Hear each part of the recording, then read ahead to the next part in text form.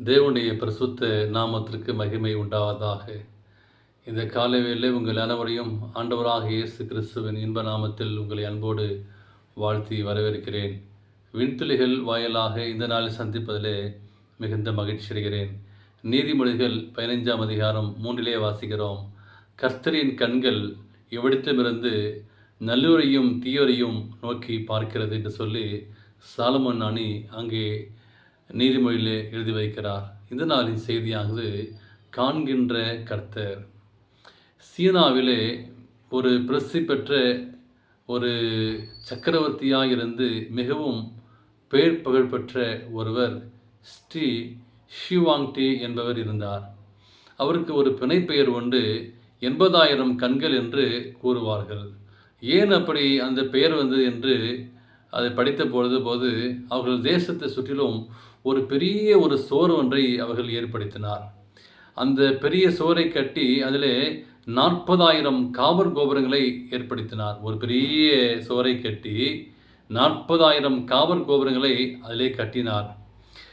கட்டி இடைவிடாமல் தேசத்தை கண்காணிப்பதற்காகவும் காவல் காண்பதற்கும் பகலில் 40,000 போர் வீரர்கள், இரவில் 40,000 போர் வீரர்களையும் நிறுத்தினார். தேசத்திலே பகலிலே 80,000 கண்கள் காவல் காத்தன, இரவிலே 80,000 கண்கள் காவல் காத்தன. நாட்டு மக்களை அன்போடும் அக்கறையோடும் பாதுகாத்து அரசாட்சி செய்த அந்த மன்னன் மக்களை மிகவும் போற்றினார்கள். ஆம், இன்றும் என்றும் எப்பொழுதும் நம்மை பாதுகாக்கும் தேவனை குறித்து தூய வேதாகம் குறித்து தெரியுமா? இதோ இஸ்ரவேலை காக்கிறவர் உறங்கவும் இல்லை தூங்குவதும் இல்லை என்கிறது சங்கீதம் 121 வாசிக்கிறோம். உறங்காதமான உன்னதமான கர்த்தரை நீங்களுமாக உயரமாக துதிப்பீர்களா? அவருடைய கண்கள் எப்பொழுதும் பூமி மேல் உலாவிக் கொண்டிருக்கிறது. ஆண்டவர் நம்மேல் நோக்கமாயிருக்கிறார். நீர் என்னை காண்கின்ற தேவன் என்று சொல்லி அந்த அடிமை பெண் ஆகார் அப்படியாக சொல்கிறார். கர்த்தருக்கு ஒரு பெயர் சூட்டினால் எத்தனை உண்மையாக இருக்கிறது. சாலமோன் ராஜா அங்கே சொல்கிறார், நான் கட்டின தேவாலயத்தை பிரதிஷ்டைத்து பொறுத்த போது கர்த்தர் நோக்கி, என் தேவனாகிய கர்த்தாவே, இந்த ஆலயத்தில் உம்முடைய கண்கள் இரவும் பகலும் திறந்திருப்பதாக என்று சொல்லி ஜெபித்தார். 1 ராஜாக்கள் 8:29 வாசிக்கிறோம். அது மட்டுமல்ல, உம்முடைய கண்கள் உமது அடியாடின் வேண்டுதலுக்கும் திறம்ப என்று சொல்லி மன்றாடினார். கர்த்தருடைய கண்கள் எப்படிப்பட்ட கண்கள் என்று சொல்லி தம்மை பற்றி ஒத்த இதயத்தோடு இருக்கிறவர்களுக்கு தம்முடைய வல்லமை விளங்கப்படும்படி கர்த்தருடைய கண்கள் பூமி எங்கும் உலாவிக் கொண்டிருக்கிறது என்று சொல்லி நாம் வாசிக்கிறோம். எனவே தேவனுக்கு அன்பான பிள்ளைகளே, ஒவ்வொரு நாளும் ஆண்டவர் நம்மை பார்த்து கொண்டிருக்கிறார். ஒவ்வொரு நாளும் அங்கே வேதத்திலே வாசிக்கிறோம், இதோ உள்ளங்கையில் உன்னை வரைந்து வைக்கிறேன் என்று சொல்லி ஆண்டவர் சொல்கிறார்.